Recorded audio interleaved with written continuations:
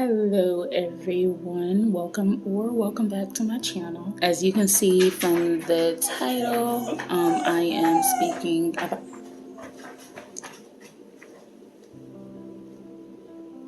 I guess a story time of my ectopic pregnancy. This is the first time that I am really talking about it, and yep. So I do suffer from anxiety, so I do have my finger burning here. It says calm because so you won't be seeing me look over here because I have notes because I forget stuff too often. I think I'm getting old. And if y'all hear something in the background, that's my dog. What an ectopic pregnancy is when the embryo implants itself somewhere outside the uterus. It can be anywhere. I didn't know anything about this. I've had my tubes tied for about 9 years. I was once married and I was high risk because I do have lupus and severe anemia. So yeah, I was like, okay, let's just get my tubes tied because we were good with two. I have a boy and a girl. So got that done, and then of course I regretted it right after I did it. And unfortunately, we divorced. Great friends, but we divorced. And I met my now husband. He doesn't have any kids. And I did want to, have kids with him. For so long, I've been like, I want a baby, don't you want a baby? He was like, yeah, but it'll come, even with my tubes tied. So, as you can tell in this family, faith runs so deep. I was also told by my OB that anytime that I want my tubes untied, I can do that. My PCP has also told me that if I was to try to have another kid, that of course you'll be, risk of dying. I was like, okay. But of course, doctors don't have the last say, but also still listening to the doctor. I always had in the back of my mind that I will someday get my tubes untied or do the IVF thing. But of course, with me being high risk, can't do the IVF. So I always thought of maybe surrogate. So I'm not opposed to surrogacy at all. I mean, if that's our only option, then I'll be all for it. I was at work and I just started bleeding. I was already on my period like a week before. I was like, wait, something ain't right. I was just on my period. How am I on my period again? But I normally have really bad cramps. This time it was like a sharp pain, and I just dealt with it, because I had to work. I had to take care of what I normally take care of. So with me always, been in and out of emergency rooms and them just sending you home with aspirin, I did not want to waste my time and go there. So 3 or 4 days passed and I'm like, okay, this is getting worse. Like the cramping was getting worse. And my husband asked me, do you want to go to the hospital? I'm like, nah, any type of pain I kind of deal with. This is like really, really severe. I told him no, but something in me told me, okay, you need to go to the hospital. Because when I tell y'all, I don't really do anything at work. I work a lot. Oh my gosh. But yeah, I work a lot, but I don't do a lot. With me having lupus, I'm always fatigued. I'm always weak, dizzy, things like that. So I didn't really think anything of it. Next morning I had woke up and I was like, okay, I'm just gonna go to the ER really quick just to see what's going on, because I'm bleeding and bleeding heavy, which I'm always heavy, but I was like bleeding a lot. And I was just on my cycle a week ago. I don't like the hospitals in Greensboro. I went to Winston and I went to triage and she was asking me when was my last period. I was like, it was a week ago. I asked her like, is this normal? She was like, yeah, with dealing with stress and, are you stressed? I was like, heck yeah, I am actually. So I started thinking that maybe it was, work or whatever. So I go back into the waiting area to sit and I felt like this big gush come out of me. And so I had to go to the car. I had a pair of pants in the car, a pair of sweats. I always ride with a pair of sweats and extra pair of panties and pads. That was kind of embarrassing. So I came back in, changed, and then they called me back. See, they called me back quickly. I like to get called back quickly. I do not like to be sitting in the emergency room for hours at all. Oh, that's bad track. So I decided to not eat because I said, okay, after this, I'm gonna eat. I really didn't have an appetite in the mornings, but I was like, after this, I'll eat. I'm vegan, well, pescatarian, and I'll eat fish. So I was like, after this, I'm gonna go get me one of them good salmons from Ruby Tuesday salad. Da da da da. After I got called back, they tested me for COVID. I don't know why, but they put this big fan on in the rooms. Those big fans that you see in the gym at a school? That's what they put on. I'm like, okay, these people crazy. I do not have no COVID. The nurse comes in, they do blood work, made me do a urine sample. They were like, you want the lights off? I was like, yes, please. So the doctor comes back in, and then he kind of like tapped me on my leg at the bottom because I was laying down. I had the cartoons on or whatever. Every time I go to the hospital, I always put cartoons on. I don't know. But he taps me on my leg and he says, did you know that you're pregnant? I'm looking like, pregnant? Who? Me? No. You got the wrong room, because I knew I couldn't get pregnant. I had my tubes tied. And that was the end of that. I popped up real quick. Huh? I was like, you sure, me? And he was like, yes, it's in your blood test. And when I tell you that every emotion ran, again, I suffered from anxiety. Like I was scared, happy, frantic, scared, and more scared. Just because I was told that if I did, get pregnant, I could die. So, and my heart just racing, like just thinking about it, because that's how I felt. I'm like, no, I said, I have my tubes tied. And he was like, well, it could be an ectopic pregnancy. And I was like, what? Huh? And not really thinking, but I kind of knew, because he said could be. And me hearing could be, I kind of held on to could be and not it will be. He was like, well, I'll be back. Just hang tight. I'll get you an ultrasound. I was like, I couldn't really breathe. I already couldn't really breathe because I'm weak and, all that. So the first person I called, and I know it may sound crazy, I called my coworker, because I was really trying to tell her that I will not be at work, so she can tell our GM, because I didn't feel like talking to him, because it's like nothing comes over work. That's kind of my toxic trait. I always put work in front of anything. Like, I got to be there for work. And I thought I learned my lesson from before. I was a manager before, and I was actually fired laying in a hospital bed, suffering from a lupus flare. So I called my coworker, and I was like, yo, guess what? I said, I'm in the hospital. Girl, I'm pregnant. And she was like, I told you. Oh my gosh, yes.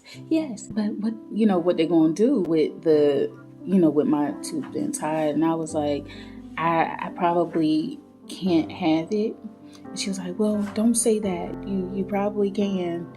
And I was like, yeah, probably can. Yeah, it happened. The next person I called, well, I'll try to call my husband, but my cell phone was dead, and I was calling from the hospital phone. After I talked to her, my phone went dead. And he wasn't answering, and I'm like, oh my god. I had called my mom, and luckily she had traveled here for the weekend, and she was up here, and she wasn't answering either. So I had to call my daughter's cell phone. I was like, she daggone sure ain't gonna answer. She 14. I was like, nah, she ain't gonna answer. So she answers, and I was like, "Where's your grandma? Put your grandma on the phone." She was like, "Hey, what's up?" I was like, "Can you call Nick? Nick is my husband, and tell him, I'm trying to call him." She was like, "Yeah, what's going on?" I was like, "I'll call you back." I called, and he answered, and I was like, "Hey," and my voice shaky. He's like, "Hey, what they say? What's going on?" Mind you, he asked me if I wanted him to take me or go with me. But I said no because I just knew that, as usual, they'll send you home with an aspirin or something. But I just needed to go and get my anemia checked and see if I was having a lupus flare. But it was far from a lupus flare this time. So I told him to just stay back. I'll be back so you can take me to Ruby Tuesday. So as we were talking, I asked him, I was like, "Guess what they said is wrong with me?" And he said, something crazy. He said, "A heart attack or something." I was like, "No." He was like, "Something wrong with your," what did he say? Something wrong with your bladder or something, bladder infection, something. And I was like, "No." And he was like, "You pregnant?" I was like, "Yes." I was like, "Yes." And he says, "No, you're not." "I am." And he was like, "Wait, what? What?" I was like, "Yes." He kind of started like getting happy. I kind of heard the excitement in his voice. And yeah, that's when it kind of got real because I was like, "Oh God." In the back of my mind, I you know, you know. And I was like, "Yeah, they said that I am pregnant." He's like, "How? How?" Like really, how though? He says, "Okay, so what they say, call me back whenever the doctor come back in," because he had to come back in. And of course I had to get an ultrasound. I was like, "I'll call you." He's like, "Call me back, call me back." Call me back. And that was the most exciting I've heard him really. For that, I was kind of like not really sad, but like thinking, okay, but if I can have it, it's gonna be really high risk, but it don't matter. I can have a baby because it was like unbelievable to me. Like I'm me. We've been talking about this, and I've been saying, I wanted one, but I knew it couldn't really happen. I called my mom back. And I told them what was going on. One of the other people that I called was my ex-husband because I don't know what the outcome would have been. You need to know if I'm about to die or something, because I told him that I had an ectopic pregnancy, and he was like, "Oh my gosh." He was like, "Where's Nick?"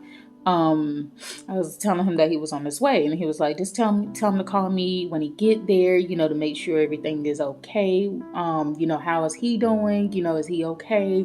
And I'm like, "Yeah, they cooler than me and him," which is a blessing. So ultrasound tech came in and got me. They did an X-ray on me already in the room, and I mean, I ain't know I was pregnant because they was like, "Any chances that you can be pregnant?" They always ask that. I'm like, no, of course not. So I was walking. She was like, "Can you walk?" And then like, I still felt like blood coming out. And she was like, "Can you walk? Do you need to change into another pad?" Like they have the panty pads. I was like, "Yes." And can I get some more of those so I could take home? Because I love those. I went in there, changed, and they put me in a gown. She let me lay on the bed. She imaged my stomach. And you know how they push and push down. I was like, okay, I'm trying to see. I was like, okay, I'm hoping I see something or hear something, I guess, but I didn't hear anything. But yeah, I saw something, I think, and she was just taking pictures. You know how they do. And I'm like, okay, I guess she ain't saying anything. But they don't really be saying anything. They just be looking and say that you have to wait for the doctor to tell you what's going on. After that, she told me that they had to put the scope in there. It was a little painful, not too much. And she still didn't say anything. But she was one of the nice techs. Normally, they're mean. Yeah, they're mean. So she was nice, and she escorted me back to my room whenever I was done. I got back. I think I called my husband again, and I was like, hey, they took images and I think I saw something. He was like, oh, for real? He was like, yeah, I told my family that you were pregnant. And they got excited. And then I told them that, we might can't keep it. And they were like, oh, why would you do that? Why would you tell them like that, Because, I know that with him not having any kids, they do want him to have at least one child, you know what I mean? And I want that for them. And he said that he told them that. I was like, oh my gosh. So that was a little bit more pressure on me, I guess, to try to, see if, I don't know, I guess, see if I can have it or something. The doctor was coming in. I was like, okay, the doctor's coming in. And he was like, well, yep, it is an ectopic. And it is an ectopic. And I was like, okay. So what next? And he says, call the OBGYN to see if you can take a shot called methotrexate, which I am very familiar with methotrexate. That is one of the medicines that you can take for lupus.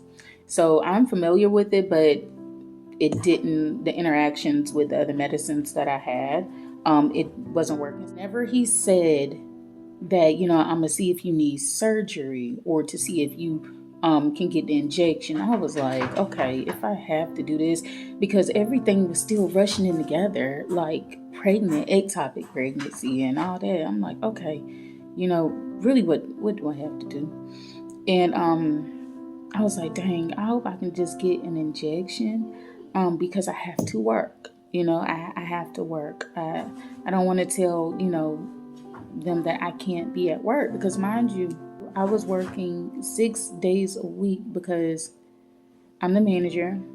It is property management, which is a lot, and I always have to be there. So, so with that being said, I was like, okay, I'm praying, hoping that it's the injection. So he came back in. He was like, yeah. So the doctor said that we have to rush you to the hospital now so you can get surgery. And I was like, first of all, hospital, I am at the hospital. And he was like, they don't have all the technology to do the surgery, so we're calling the ambulance. They're going to come pick you up and all this. And I'm like, wait a minute. First of all, I only came here to get my hemoglobin checked and to see if I'm having a lupus flare. What the world? Like, slow down. So all this is happening all at once. And so I'm like, and I called my husband. I done drove myself 45 minutes from Greensboro.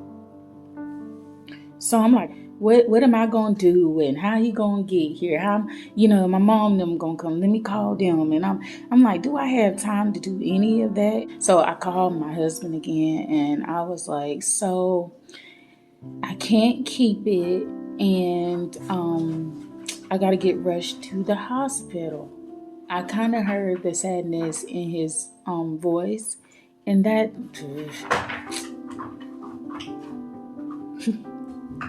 So yeah. So heard that. So I was like, just call my mom and see if they can get you so you can come here, get the car or whatnot, because they're about to take me. They're about to take me. So the ultrasounds had came in, and she was like, I'm so sorry that this, is happening, and, things like that. So they were unhooking me, getting me ready, because it was like, you have to be ready for surgery now. Really, I still didn't know why. I'm like, okay, can I just go home? Because when I tell y'all I wanted to eat, I have not eaten all day. Like all day. That's the worst feeling in the world. But I did have a little bit of water. I had a water bottle like this with my lemon and my cucumber in it. If I would have known what I knew at that point, I would have ate them cucumbers, no doubt. I really would have, because she took my water and poured it out. She's like, how much water did you drink? And I was like, I only drank a few sips. So she poured that out. I was hot, because I'm like, what is this? Like, why are they acting crazy? You know what I mean? They were acting crazy to me. So fast forward, The ambulance came and they got me. They put me all the way on the stretcher up in the air. And I'm like, okay, so they wheeled me out. The lady that rode in the back with me, all three of them was so nice. They were, oh my gosh, they were angels. And the lady sat in the back with me, and she was just asking me where was I hurting at, and I was like on my side, and she was like, yeah, ectopic. She was just so nice, really, really nice, and she was talking to me. She was just telling me how sorry she was and things like that. But I, I was kind of numb and sad. She was talking. I kind of, blanked out. Everything just goes blank in my ear, like my ears just close, in movies where somebody is talking to you but you don't really hear them. But yeah, you know me, I love to drive and ride fast, whether I'm driving or whatever. But with that ambulance ride, I wanted to kind of take it slow because I knew that I was carrying something that was about to be taken away, once I arrived at the hospital. We going through the back like we VIP. And I'm like, okay, not riding, I'm riding on the stretcher, but they're willing me to, I guess, to check in. Then I see my mom and my dad. I'm like, wait a minute, y'all beat us here? And they were coming, I guess they were coming from the cafeteria. When they said cafeteria, I was like, bruh, I am hungry. Like, I was starving. The elevator was like around back, and this, I don't know, it felt like I was in a dungeon or something. I don't know. All types of crap was going on in my head. They took me up to like a room where it's a lot of people, but the curtains were kind of closed and they closed me off. The nurse came over there. She was hooking me up, and I think my mom and them had to stop at like a waiting area before they could come. So they told me that my husband was there and my brother and my sister-in-law. So everybody was there. I knew that, which was good. So somebody can tell them kind of what's going on. So the doctor had finally came to me. It was a guy doctor, and he was great.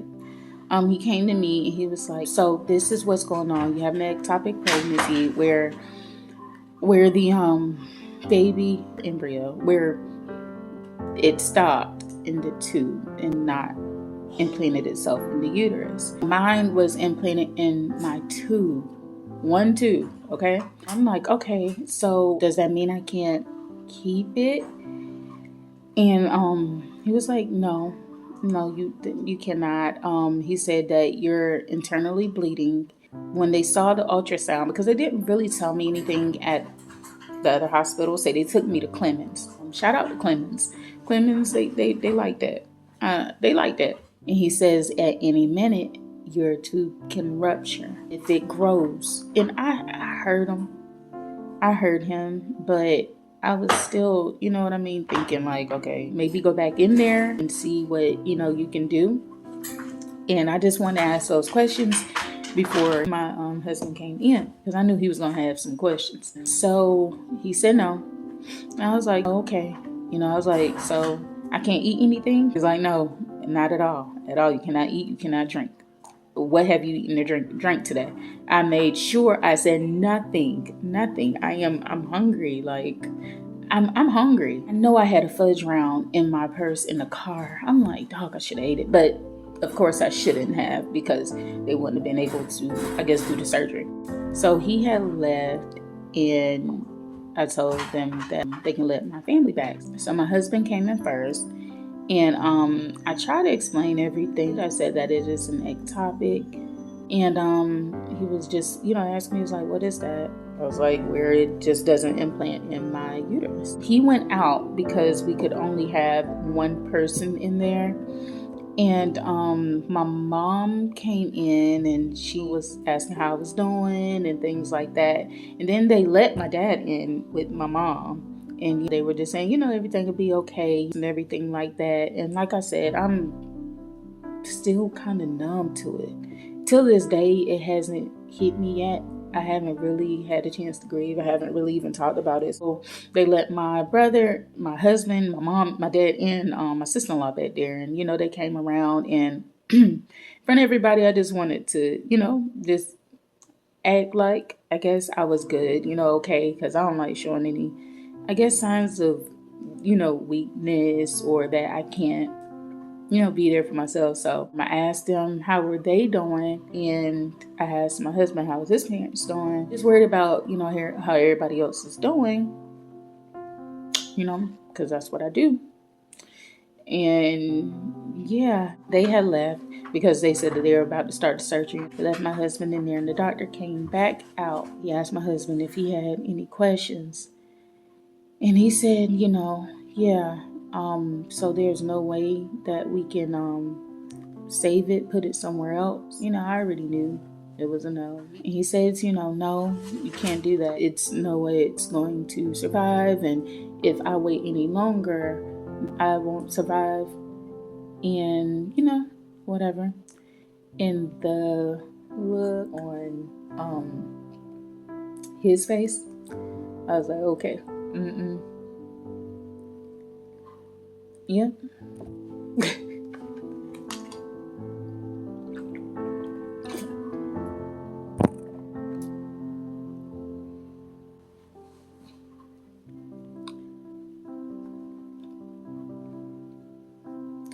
So when he said that,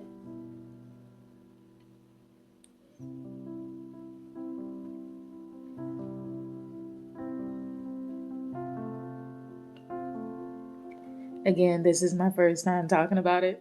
So when he said that, and the look that he kind of gave was like, I don't know. I can't explain it.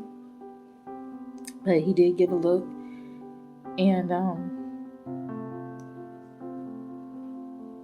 yeah. But yeah. But he did give a look, and it was a look that I won't ever forget. Because I just knew that this, or felt that this was like our only chance. Because I mean, again, we didn't think that this would ever happen, and definitely didn't think that it'll happen that way. And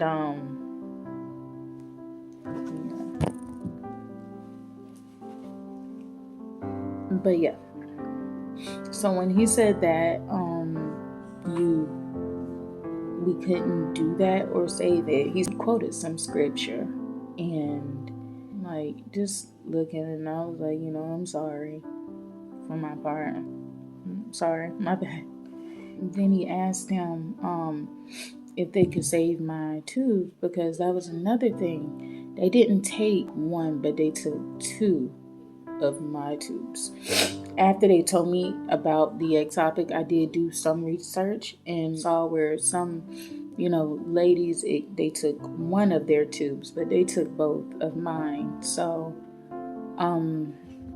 my chances now are really slim. Well, yeah, I'm gonna say my chances are slim. He always brings up the story of, Abraham.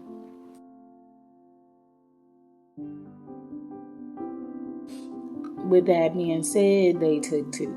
They took two of my tubes.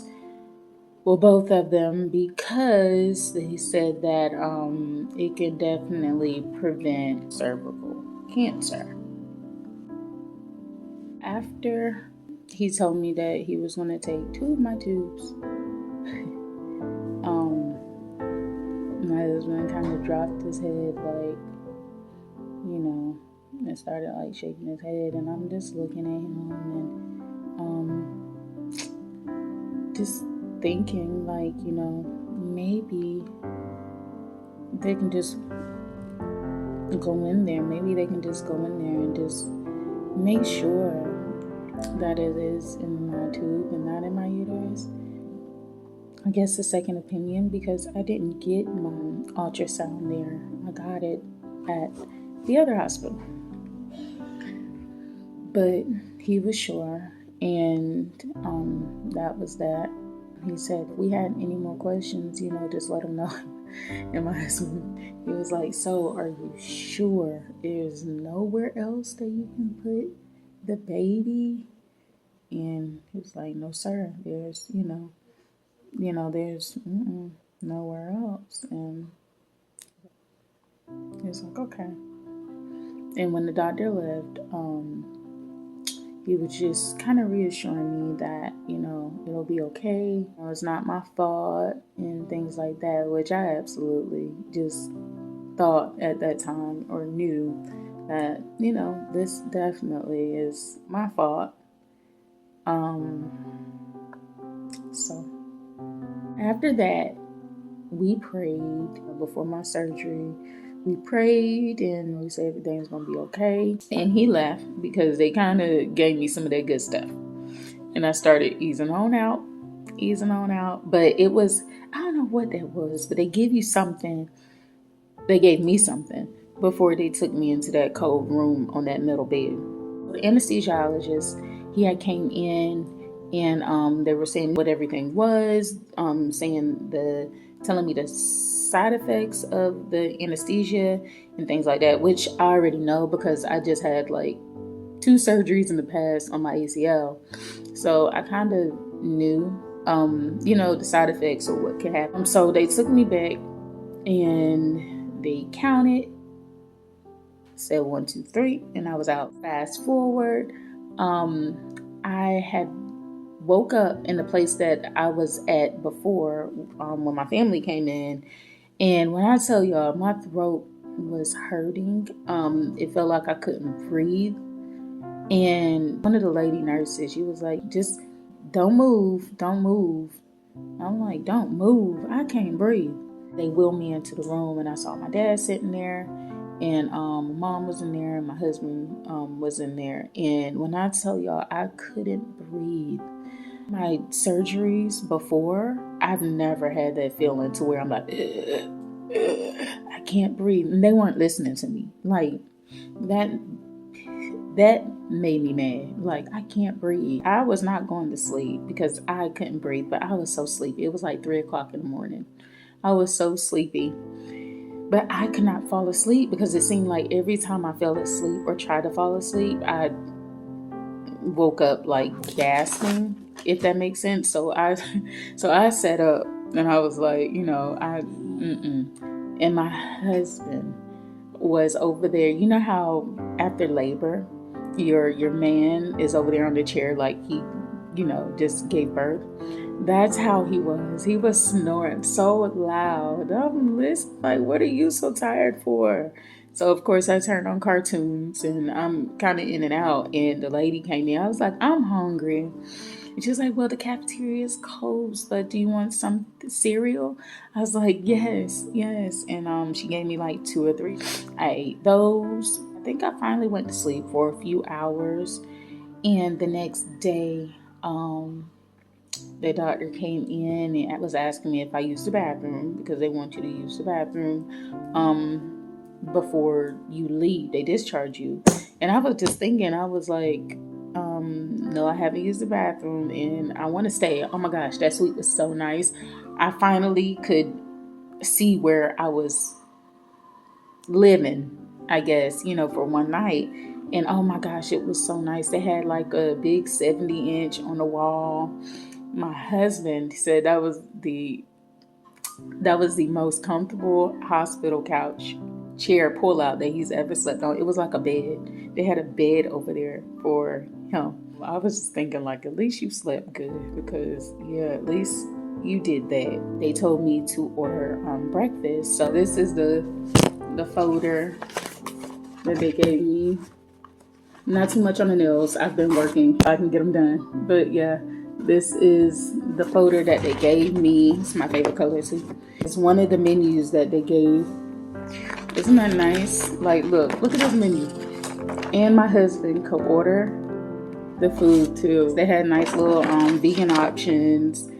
I didn't want to leave because look, I did not want to leave at all. And I really want to go back up there and find the nurses, especially the EMT crew.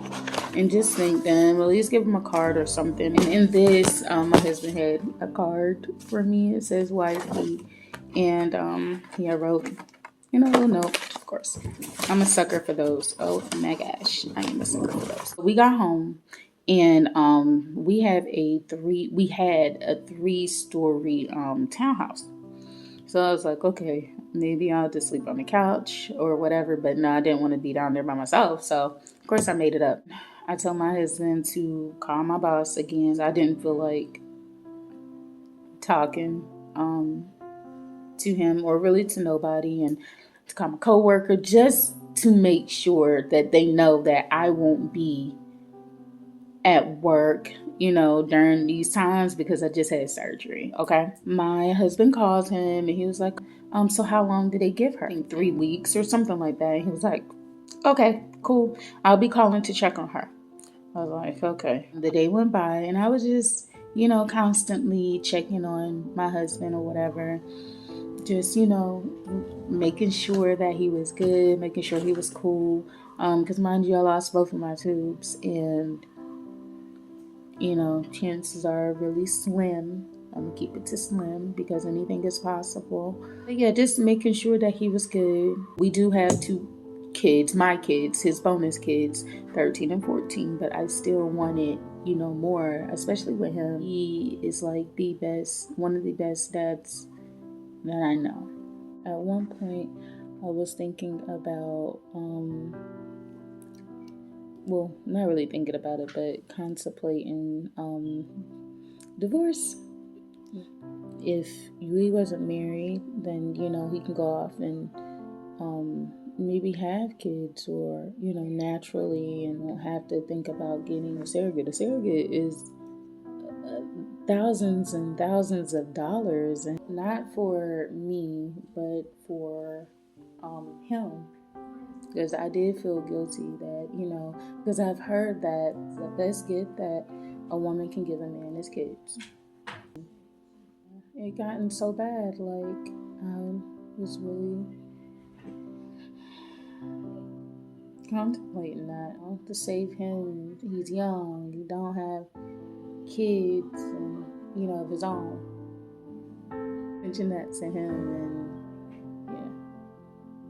doggone near got fussed out. So yeah, he's amazing and very understanding. He believes that we can still conceive or have one. I believe it too, but I do know that my chances are slim. I was asking constantly, how's your family? And he was like, they're sad and things like that. A few days passed by. I told y'all my boss said that he was going to be asking if I was okay, right? So a few days go by and he's texting me, hey, are you okay? How's things going? Feeling any better? And I knew where he was getting at. So when did they say that you can come back to work? I was like, the note said, I believe it was the 1st. He was like, okay, get some rest. I'm like, okay. He texts me like 2 days later. Hey, feeling any better? So this is what's going on at the office. This, and that. And I'm like, yo, bro, okay. Like, so I had to deal with that. The next week he texts me and asks, hey, did they say that you can come in and do light duty? And I was like, no, I cannot come in and do no light duty. This is when they said, and this is what it is. So I never really had and gotten the chance to really grieve. Like, first of all, having surgery and being hungry the whole time. But seriously, grieve the loss of my tubes. Second of all, I had a baby in me that was just, taken away. I really didn't get a chance to get the pregnancy test and do the cute little, we're pregnant or anything like that. Because once I found out, it was taken away like that, which could be a blessing because I do have separation anxiety. So it's a good thing that I didn't become so attached. But it's like, dang, that was probably my only opportunity, I guess, to be pregnant by my husband, you know. But like they said, if I wouldn't have went to the hospital that day, I could have, died or whatever. And it's still all up to the Most High. If I can, experience that and have the whole experience, it was just a flash. Yeah, but I'm okay. I'm good. So I just wanted to pretty much bring awareness to the ectopic pregnancy and how serious it is if you don't get it taken care of. Listen to your body. Because I wasn't going to go to the hospital at all. I was just going to let it pass. But yeah, they said if I would have waited any longer, my tube would have ruptured and I would have bled out more than I was, because it was blood all in my stomach. They said that they saw. I do have the ultrasound picture. They had put it in my chart and I saw it. Just in here, heartbeat. It was just taken away from me so fast. Taken away from us. So, yeah. But that is it. That is it. It took me so long to do this video, and it took me so long today too. My anxiety was like all over the place. One thing that took my mind off of the whole thing was my team I thought was about to be in the Super Bowl. But that right there really took my mind off of a lot. And I was like, okay, if we make it to the Super Bowl, if we keep doing, keep whooping tail in the playoffs, we good. I ain't got to think about it. And it was like, yeah, so that's what I was really depending on. And I wanted to go to the playoff game. And right when I got to the hospital, I was like, okay, cool. This is something that'll keep my mind off of this. If, we keep winning. So I was really depending on the Ravens. But we ain't make it. So yeah, once we didn't make it, I was like, oh gosh. Oh gosh. After everything happened and I was able to get out and, things like that. And even without getting out, like looking on social media and Facebook and things like that, like everybody was pregnant. I saw babies everywhere. Is that normal? Like, after everything, I just started seeing that more.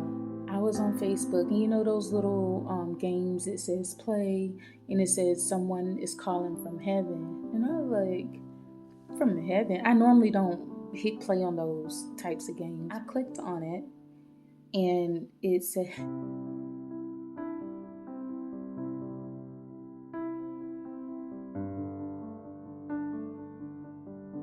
and yeah, that kind of hit a little bit. And I told my husband, and I didn't post it because I really want, I guess, anybody to know, or want anybody to know something really happened to me. But what they did know, that I had to have emergency surgery, but nobody really knew what for. Yeah, if you have a question, I will be more than happy to answer it. If anyone is going through this, I do wish you the best.